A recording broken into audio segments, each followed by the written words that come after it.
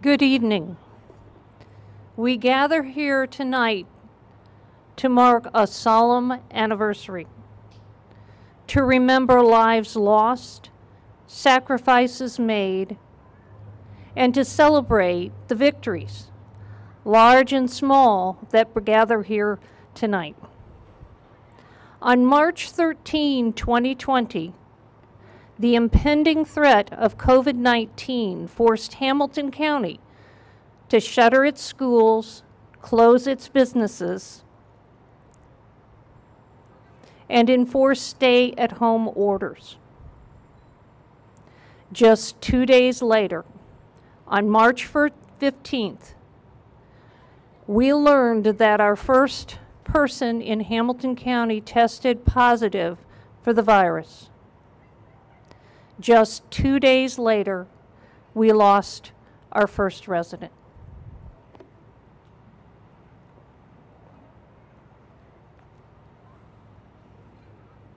A year later, we're surrounded by 400 luminaries, one for each of the Hamilton County residents who have lost their lives to COVID-19.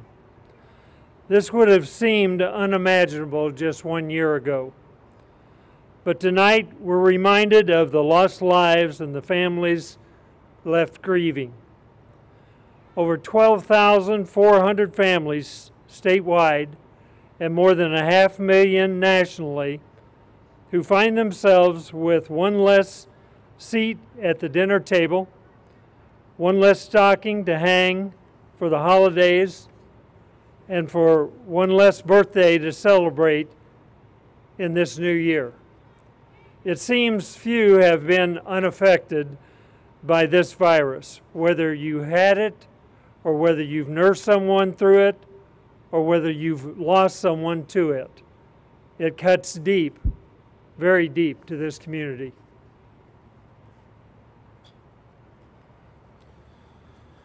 COVID-19 became quite personal for our Hamilton County family, who all knew and loved Barry McNulty.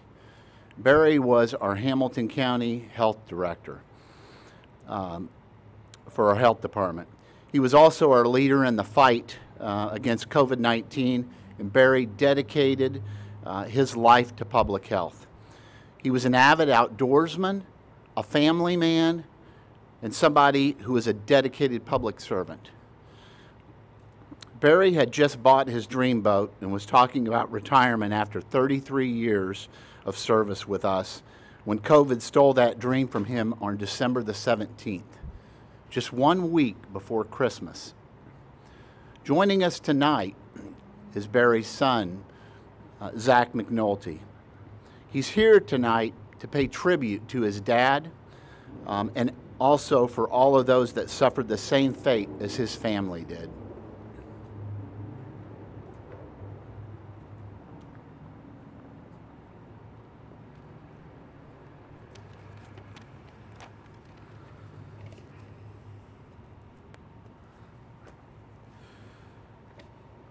My dad wore many hats.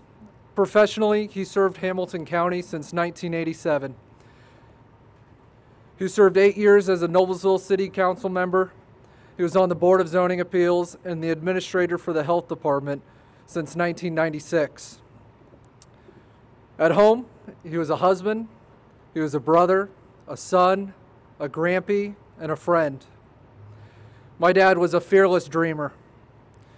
He loved to make bucket lists, and he actually completed them. He loved to share his dreams and his passions with his family. He taught my brother and I how to fish and hunt. We hiked, we backpacked. He even helped my oldest son catch his first fish last summer. My dad was on the cusp of living that full-time dreamer life, retirement, hand in hand with my mom, living the golden years of their life on their boat, enjoying the grandbabies. My dad tested positive on November the 7th. I assumed that he would have a hard 10 days and then be back to his normal self. I mean, he was a pretty healthy, active guy. He was only 59 years old.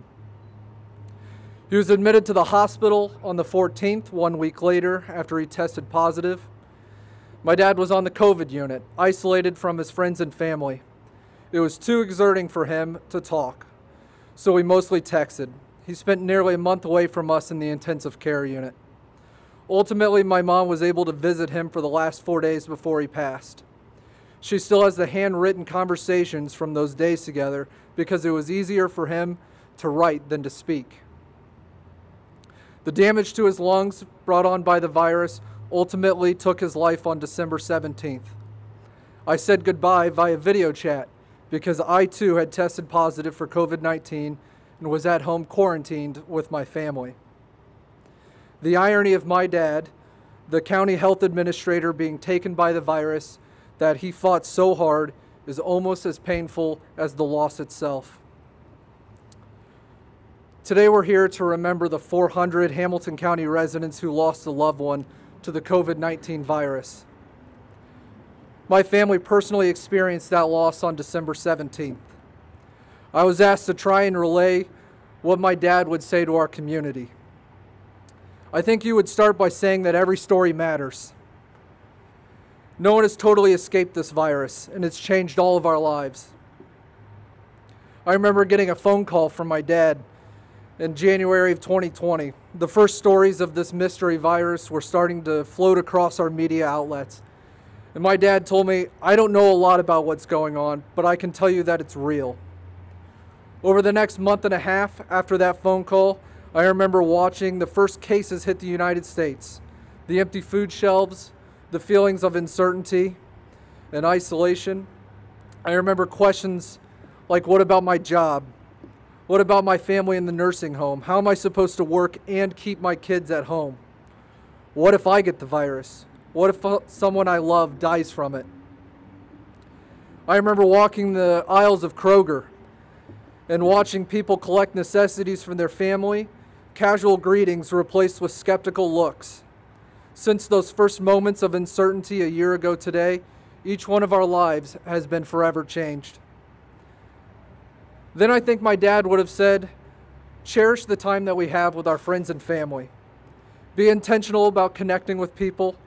Get outside and enjoy a park. Share a meal with your family. This virus has changed all of our lives, but in many ways it has brought us back onto, in many ways has brought focus back onto what is most important and essential to us. We can see a light at the end of the tunnel. It's time to come together as a community and move forward.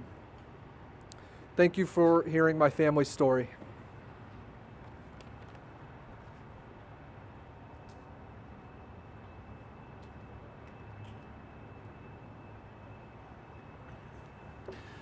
Thank you, Zach, for sharing your father's story. Good evening.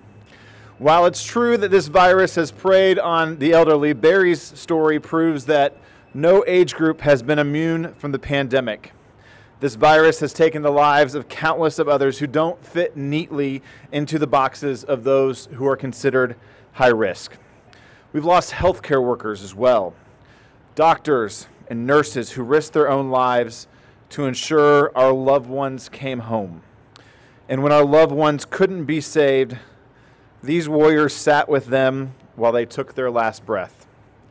They did this initially without a clear idea of what they were up against, battling an invisible enemy that they knew little, if nothing, about, going into work each and every day when the rest of the world was on lockdown.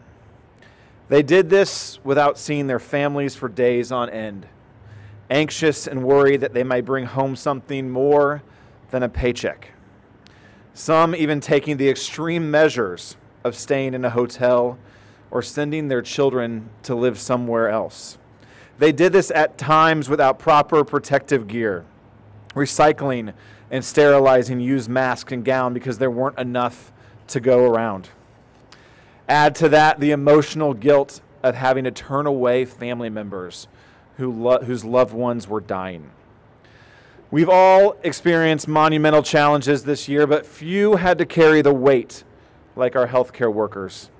From those fresh out of medical school to those who answered the call to come out of retirement, to those like the Marcus family in Carmel, whose adult children signed up as patient care assistants to support their parents, both who are doctors in Hamilton County hospitals.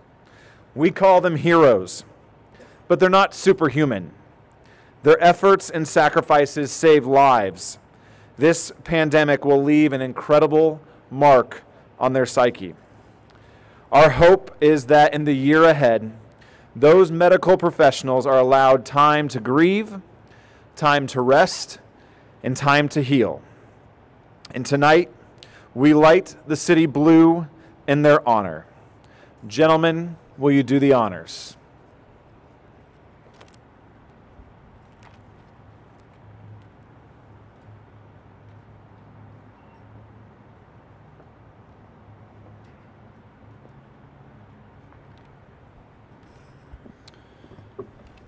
Just like healthcare, law enforcement is often a calling.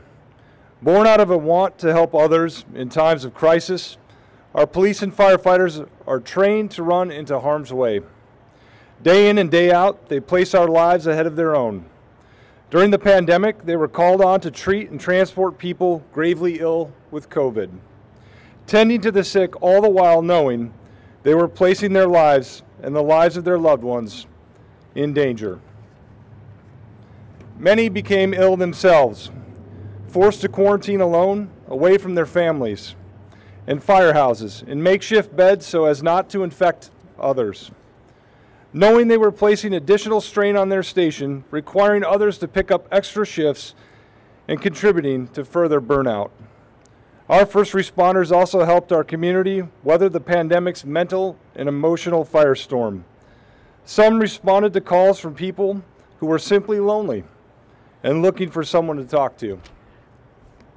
Others had the tough task of responding to an influx in calls for drug overdoses, suicides, domestic violence, and drunk driving. Issues amplified by lockdowns, stay-at-home orders, isolation, and desperation. These brave men and women are sworn to protect and serve, but never could they have imagined a crisis on this magnitude. The very nature of their work is stressful and emotionally taxing, but with all the unknowns and little time to decompress, they too risk falling victim to mental breakdowns. In a profession of fixers, these heroes aren't accustomed to asking for help. But let's remember that outside of the uniform and away from the badge, these are people with jobs and families, just like you and me. They share the same concerns and carry the same burdens. And while they do a great job of looking out for one another, it's important that we look out for them as well, providing them the social and emotional support they need to replenish their minds, bodies, and spirits. Tonight, our first responders line the Noblesville Square. We are joined by the police departments of Arcadia, Cicero, Fishers, Noblesville, and Westfield, as well as the Carmel, Fishers, Jackson Township, Noblesville, Sheridan, Wayne Township, and Westfield fire departments. The Hamilton County Sheriff's Office and Hamilton County Emergency Management teams are also here. As a salute to their sacrifices and an appreciation for all they've given, we ask them at this time to light their lights.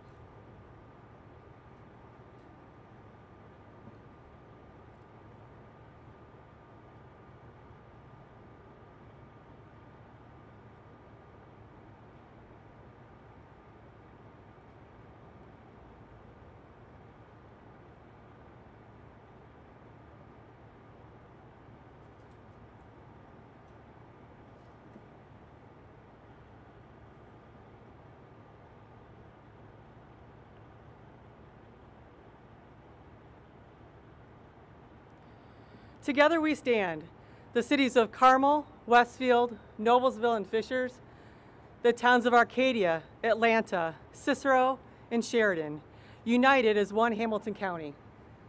While we look forward to a year filled with great promise, we cannot and we must not forget a year that gave us such fear, uncertainty, and pain. Reverend Dr. Shelley Wood, senior pastor at Orchard Park Presbyterian Church and a member of the Carmel Interfaith Alliance, is here tonight to provide a moment of remembrance.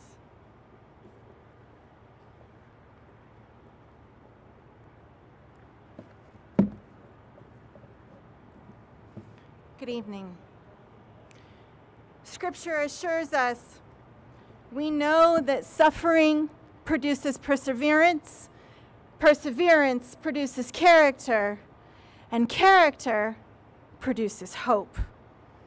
We know something about suffering.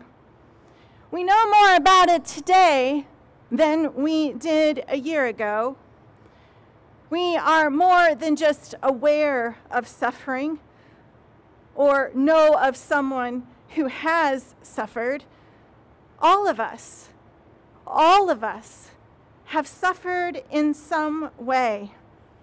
We have lost friends and parents, neighbors and siblings, co-workers and grandparents. We have lost the memories we thought we would have. Plays and concerts, baseball games and birthday parties, graduations and reunions. We have experienced loneliness and isolation in ways we never had before. We have feared becoming sick. We have battled illness. We have endured long stays in the hospital. And we have been given the unwanted title of being a long hauler. Yes, we know something about suffering. And that suffering has produced perseverance. And persevered we have. We have learned how to meet virtually and be creative in staying connected. We have thought of new ways to celebrate. We have held vigil. We have persevered by adapting and finding a way to say, I love you, I am with you, you are not alone. We have adapted to new ways of learning, eating, playing, serving, and living. And this perseverance has taught us something of character.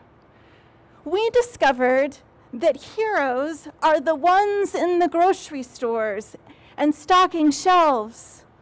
They are the teachers engaging with children and teaching in new ways. They are the parents who've juggled working, teaching, and parenting. They are the ambulance drivers, the police officers, and the firefighters who have served as first responders and put their lives at risk for others. They are the healthcare workers, the doctors and nurses, the aides and the administrators, the chaplains and the physician assistants who covered themselves with PPE every day and tested thousands of people in parking lots and emergency rooms, who provided oxygen and held up iPhones so people could tell their loved ones goodbye. They have sat in rooms as generation after generation have come in to receive a shot of hope. It is the character of these individuals that give each of us hope. And it is in this light of hope where we stand today. Hope for family trips and baseball games. Hope for concerts and picnics. Hope for hugs from grandparents and coffee with friends. Hope for job security and in-person class. Hope for good health and quiet ICUs. Keep hoping. Keep hoping. Keep hoping. My hope and prayer for you this evening as we mark history and look back is that we also can look forward, recognizing that our suffering, our grieving has produced perseverance. And that perseverance has given us great character. And our character, our common humanity, that has brought us the assurance of hope. And hope remains. So enter each day with a generous heart. Serve the call of courage and love until we see their beautiful faces again. And in the land where there is no more separation, where all tears will be wiped from our mind, and where we will never lose them again. God bless you and keep you.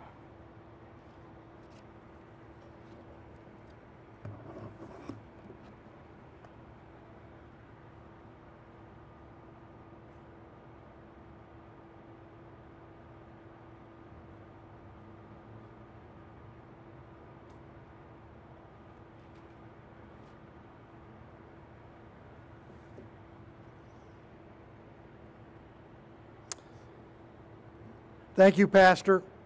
Very hopeful words. Allow me, if you will, to build on a couple of words, beginning with hope. We stand here tonight filled with hope. Hope for better health, happier outcomes. Second word is grateful. To the Hamilton County businesses who kept their doors open and found ways to still serve our community during these difficult times. Grateful to the countless volunteers who provided food to frontline workers, feeding their bodies, replenishing their souls. Grateful to the Hamilton County nonprofits who saw it that our residents had food, shelter, and mental health counseling. We're grateful to the teachers who kept our kids going through these hard times. Grocery store workers who kept the shelves stocked with what they could get their hands on. The postal workers who kept the mail coming. We're grateful to the scientists who advanced medicine and created medications and vaccines that will save countless lives in an unprecedented haste. We're grateful to the good men and women now working the front lines to ensure that these vaccines are making it into the arms of every Hamilton County resident. And we're doing a great job here in Hamilton County of just that. This past year has certainly tested our resolve. It stretched our resources. But as Pastor Wood reminded us, it has also built character and taught us an invaluable lesson about perseverance. Our generation, our younger generations have not ever had to face this kind of adversity, whether it be war, economic problems. This has been a test. And now we stand here on the cusp of herd immunity and the reopening of our community, and we're ready to throw open our doors to business, schools, and life as we remember it a little over a year ago. We're ready to embrace a new normal and one another, I hope. The next few months will offer promise that we couldn't even imagine as we entered this a year ago. I truly believe that we will emerge stronger, healthier, more united, and perhaps more grateful for all that we still have despite what we have lost. Tammy, I want to thank you for putting this all together this evening. Thank you, all of Hamilton County, and good night.